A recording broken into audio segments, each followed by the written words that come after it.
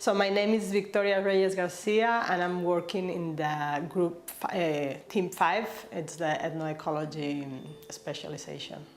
The main goal of our team is to study the current behavior of societies. We're studying current societies, but we think that those societies that live in the past had similar behavior to the ones that we have now. So we try to see what can we learn from people who are living now and managing landscapes, how this can inform things that we see in the archaeological record in the past. My main interest in the project is that it's very interdisciplinary, something new. I have worked before with economists and ecologists, but never with archaeologists and computer modeling, so I think I have a lot to learn in the project. Well, I think the main challenge for the whole team is to find a common language so we can communicate one with the other and understand what the other is saying, because we use very different languages and techniques, and if we don't get to communicate to each other, nothing will come out. So that's the main challenge. Well, probably there are like political reasons, or like the budget was done already, things like that. But I also think it's a good strategy to invest in times of crisis, to invest in science, to invest in things that can help us in the future. If we start cutting all the strategic projects, then after the crisis is gone, we will be in a worse state than if we make an effort and try to invest in future now. The main thing will be to keep the channels of communication open, so not to get close with your own ideas, your own project, but also try to understand, to listen what the others have to say, because that's from the interaction that we will all learn and grow. Machines cannot think. People behind machines have to think, and then archaeologists, anthropologists are the ones who are bridging between the local understanding, the local realities now or in the past, and the machine. So we are telling the machine helping them to interpret reality. That's our role. I think the key here is to do a lot of meetings, because written communication is not as fluid when people don't speak the same language. But if you have people face to face, then you can see whether they are catching what you are saying, or where did you lose the people.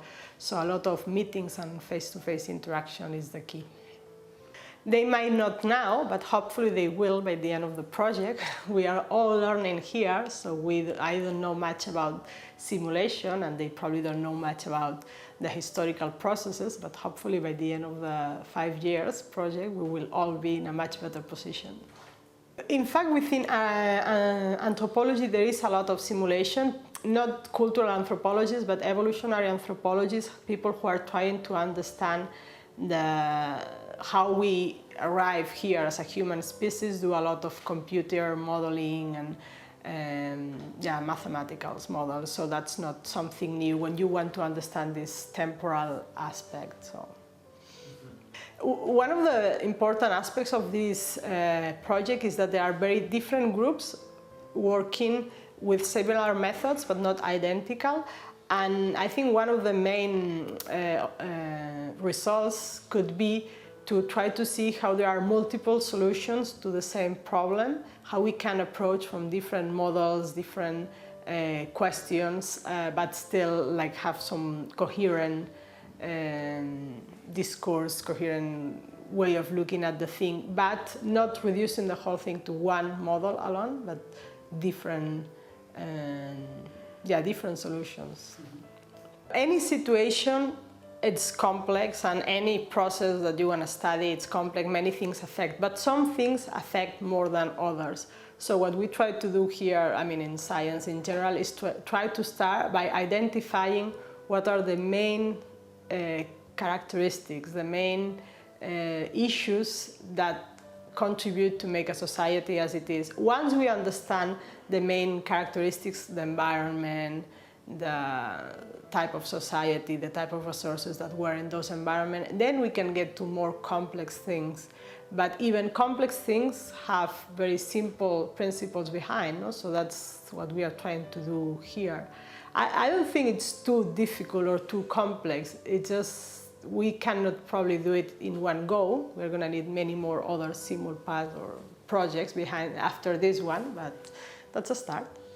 The main challenge is still to understand what makes us human, what makes us different from the other species, what explains that the humans are colonizing the whole planet Earth, why we have been able to adapt to different ecosystems, different landscapes, and what is our role in shaping the Earth in the way we know it now. So that's, I mean, it's a big challenge, and hopefully this project can help us to move a little bit further in the understanding of what makes us humans.